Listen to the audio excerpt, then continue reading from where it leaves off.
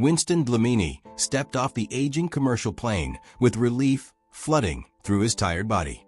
It was a hot, humid afternoon in Dhaka City's crowded international airport, and the air felt thick with 1,000 mingled scents: spicy street food, perfumes worn by travelers, and the ever-present tang of jet fuel. Having spent 15 hours in flight from Lagos, with a layover in Cairo, Winston, a tall, broad-shouldered black man of 43, could feel a dull ache in his lower back. He had traveled for weeks on a humanitarian mission, negotiating with international organizations and philanthropic groups to fund infrastructure projects in disadvantaged communities. All he wanted now was the comfort of a warm bed, perhaps a freshly brewed mug of tea in the morning, and a moment of peace after days of constant diplomatic juggling. He moved unhurriedly down the jet bridge, passing harried flight attendants who offered fleeting smiles, noticing the overhead screens that flashed in multiple languages: English, Malian, and Sankori.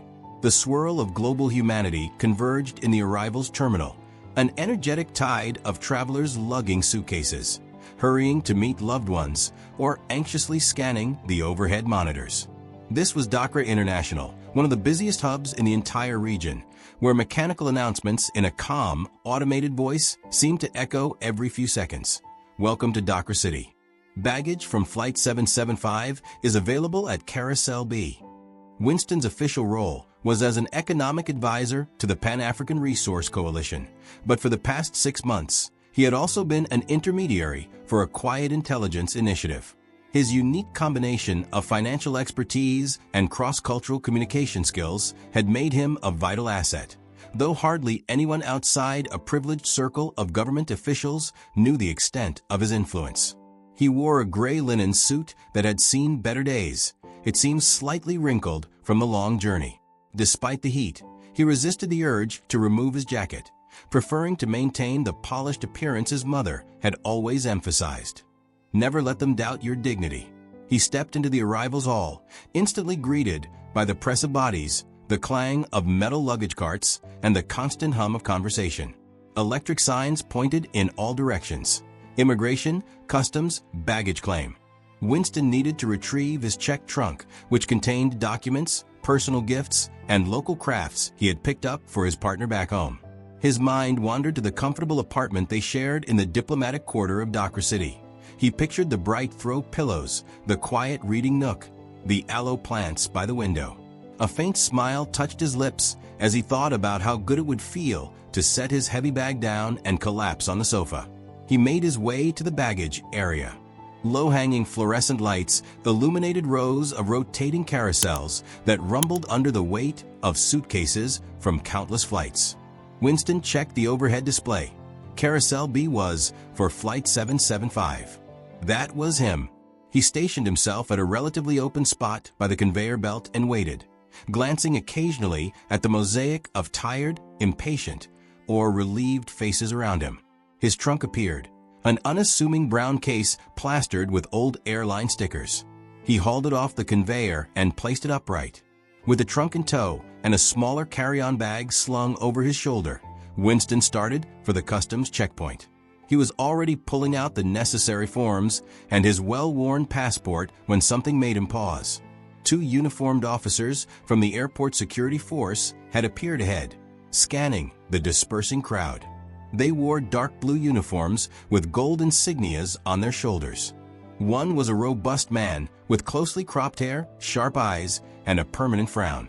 The other was lankier and younger, his posture deliberately stiff, as though he were anxious to prove himself. Winston's gaze instinctively lowered, not out of fear, but from caution. He had traveled enough to know that some airport officials took a dim view of foreign visitors, especially those whose outward appearance didn't match preconceived notions of a business-class traveler. While Winston did not typically expect trouble, he'd learned to be watchful. He kept his footsteps steady, approaching the line for customs, determined to cooperate if anything happened, but not to invite confrontation. He was just 5 steps from the rope queue when the 2 officers moved, blocking his path. The shorter, more rugged one stepped forward, a hand resting on the baton at his hip. "Sir," he said, voice low but tinged with hostility, "may we see your travel documents?" Winston offered a measured nod. "Yes, of course," he said, his deep voice calm. He retrieved his passport and arrival card, holding them out. "Anything else you need?" The older officer took the documents and flipped through the passport pages as though searching for something suspicious. An odd, heavy silence draped over the exchange, made all the more noticeable by the swirl of travelers gliding past them. Winston felt the tension as the second officer, lanky, uncertain, hovered at the older man's shoulder, eyes flicking up and down Winston's figure.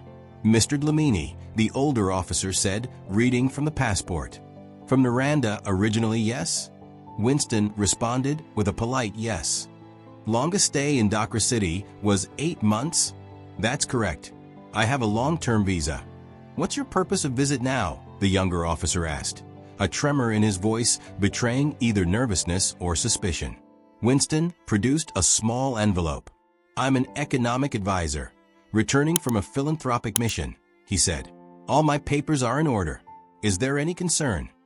The older officer let out a scoff, as if unconvinced. "You were on a long flight from Lagos. You say philanthropic mission. That's an interesting claim."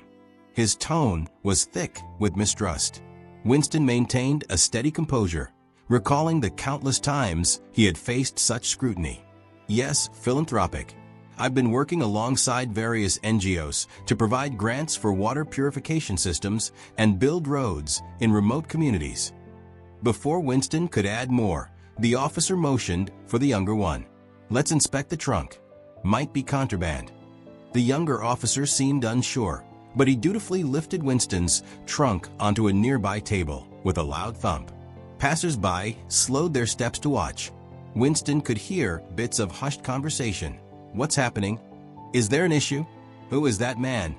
A cluster of curious onlookers formed a loose circle around them, cameras on smartphones popping up to record the scene. One by one, every item in Winston's trunk was pulled out and displayed under the fluorescent glare. Documents, carefully packaged gifts, clothes, each examined as though it were evidence in a criminal investigation. The older officer snapped at Winston, "Stand back," though Winston was already standing a full step away with his hands visible. "Officers," Winston said in a careful tone, "I'm happy to answer any questions. But could you please explain the reason for this search? Is there a specific item you're looking for?" His words hung in the air, and for a moment it seemed like a legitimate question might earn a polite response. Instead, the older officer's face twisted with a sneer. "I don't have to explain anything," he growled. "We do random checks for suspicious passengers. That's all you need to know."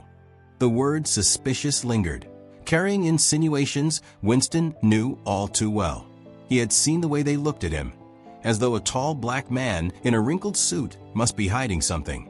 The younger officer glanced around uneasily, perhaps sensing that they were attracting more attention than normal. As the crowd of onlookers thickened, Winston felt heat rising in his chest, an anger at the injustice, the humiliation, the brazen disrespect. But he kept that anger locked down. He had to stay calm. He knew the risks of confrontation. He also suspected that these officers didn't realize who exactly they were dealing with and the extent of Winston's connections in the higher echelons of the government. "Officer," Winston said quietly, "I'll comply with your procedures, but I'd appreciate courtesy. Could you handle my belongings gently? Some of those are fragile gifts." The older officer slammed a carved wooden statue of a lion onto the table, causing a loud crack that turned several heads in the crowd. "How's that for courtesy?" he barked. A hush fell, but behind that hush, Winston caught the muffled sounds of phone cameras recording every second of this unfolding confrontation. That was the final straw for Winston. He extended an open hand, ignoring the impulse to let his frustration spill over. "I need to speak to your supervisor," he said, voice firm. "I'm being harassed and humiliated without proper cause. This is unacceptable." The older officer's sneer curved even more unpleasantly. "Oh, so now you want the boss, do you?" he said, voice dripping with contempt. "You think your fancy words and that nice suit of yours mean you can just skip our regulations? We can do this the easy way, or I followed every regulation," Winston interrupted, still managing a contained tone. I'm requesting a supervisor because that's my right. The younger officer shifted uncomfortably, meeting Winston's gaze for a heartbeat before looking away. The older one, refusing to yield, raised his voice so that it rang across the entire baggage hall. You refuse to follow instructions, Mr. Dlamini? Let it be known you're resisting a lawful order to comply with an inspection. I am complying, Winston insisted. You're escalating this situation without cause. I've answered your questions. I've allowed you to open my belongings.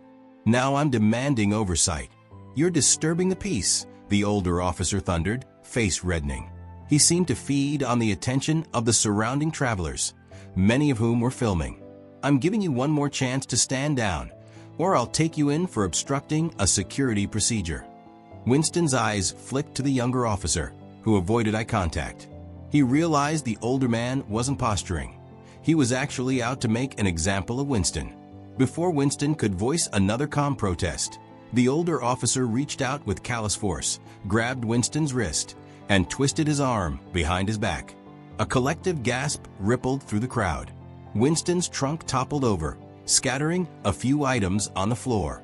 The older officer gestured for the younger one to help, and although the latter hesitated, he eventually pinned Winston's other arm. Winston grimaced as pain shot through his shoulder. Stop, he managed, wincing at the pressure. I haven't done anything. It was too late. Cool steel closed around his wrists, the handcuffs snapping with a chilling finality. He was locked in place, body pressed forward against the table. Rage, shame, and a sense of deep betrayal surged inside him, colliding with the calm facade he tried so hard to maintain. The older officer practically snarled at Winston, leaning near his ear. We'll see who's so high and mighty now, he hissed.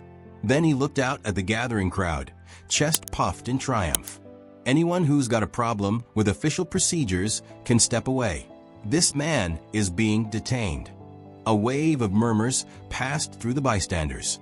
A few individuals shouted protests, others kept filming, and some simply stepped back uneasily, unwilling to get involved. Winston stood pinned, arms awkwardly angled behind him, eyes burning with humiliation. But humiliation was soon eclipsed by a deeper resolve. Winston Dlamini had endured enough. He was not merely a traveling nobody. He was an intermediary with direct lines to the upper strata of several governments, well-versed in crisis negotiation. He was known quietly but unmistakably for his capacity to mobilize resources that most people could only dream of accessing. In other words, there was more power in his voice than these officers could possibly imagine. Let me make a phone call, Winston said in a tight but controlled voice, addressing both officers. I have the right to inform someone of my detention. The younger officer parted his lips as if to speak, but a sharp glare from his senior partner kept him silent. The older man mocked Winston with a sneer. Yeah? Who are you going to call? Winston straightened his back as much as he could within the constriction of handcuffs. My phone is in my breast pocket. Dial the number I give you and put it on speaker. Another wave of tension passed between the two officers.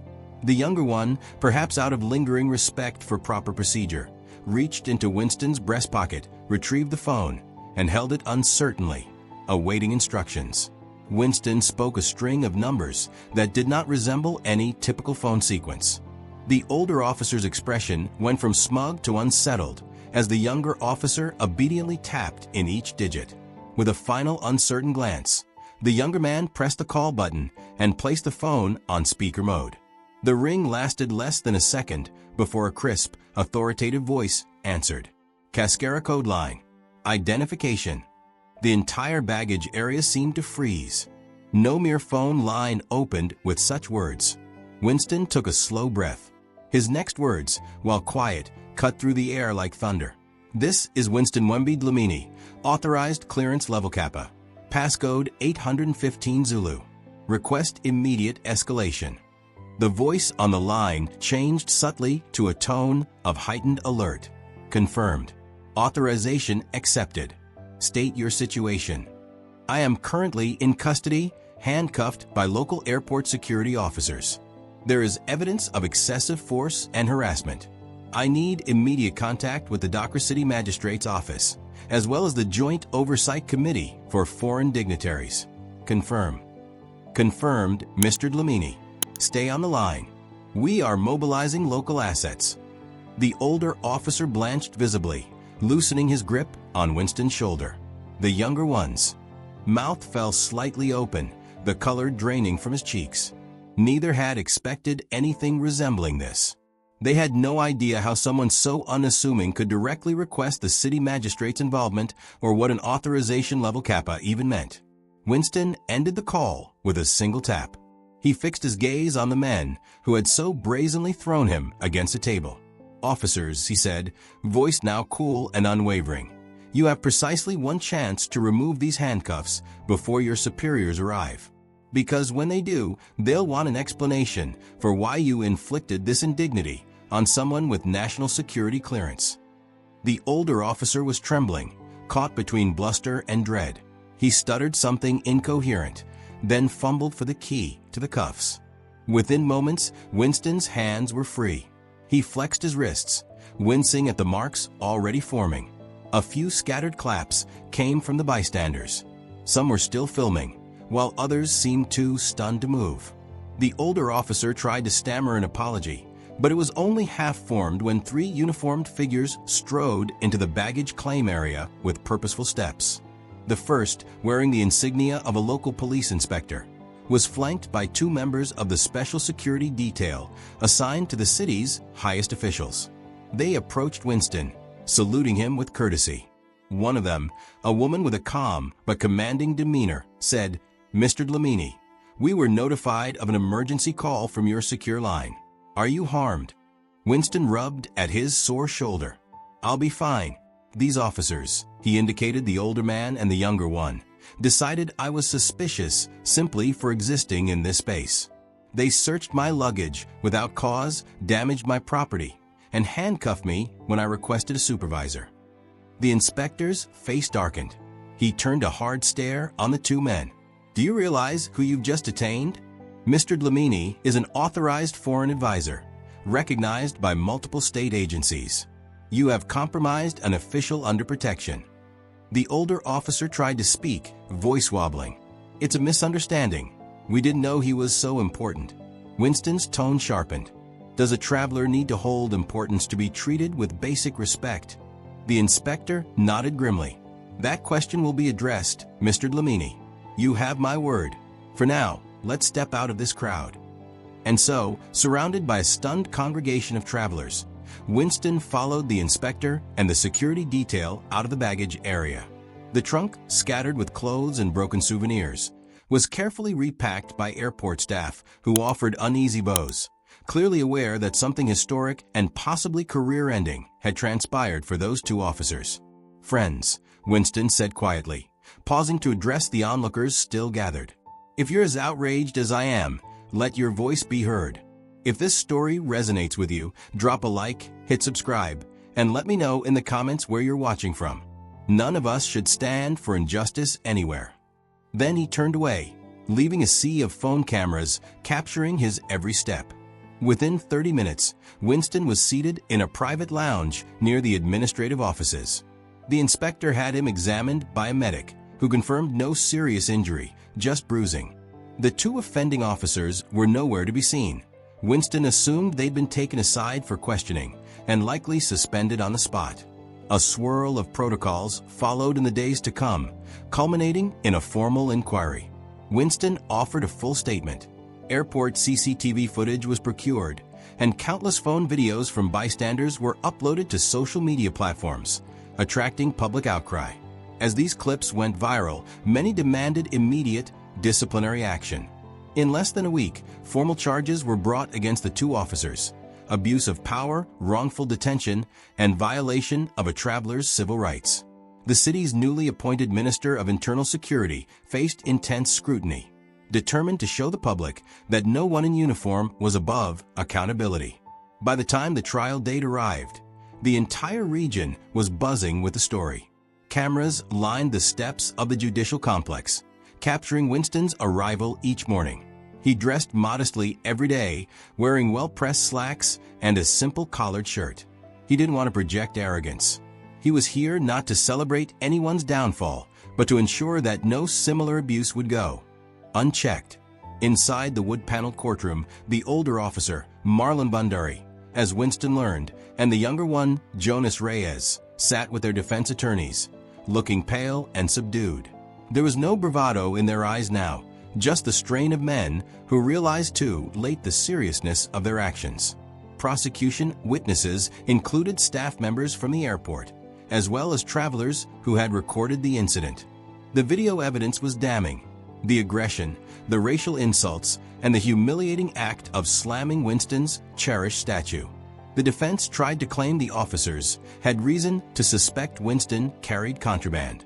However, a thorough search had found nothing illegal, and the consistent, respectful way Winston had spoken in every clip belied any claim that he resisted or provoked them.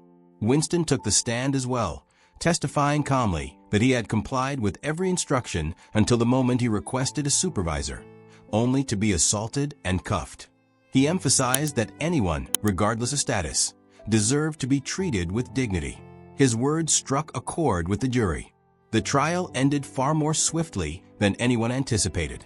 The jury deliberated a mere 2 days before returning with a guilty verdict on multiple counts. When the sentencing was read, a hush fell over the courtroom. Officer Bundari received 4 years in a federal penitentiary, while Officer Reyes received 2 years, the court citing his reluctant complicity and subsequent remorse as a mitigating factor. As the officers were led away in handcuffs, Winston felt no triumph. He felt a somber relief that the system had, on this occasion, produced accountability. But it wasn't a moment he cared to celebrate.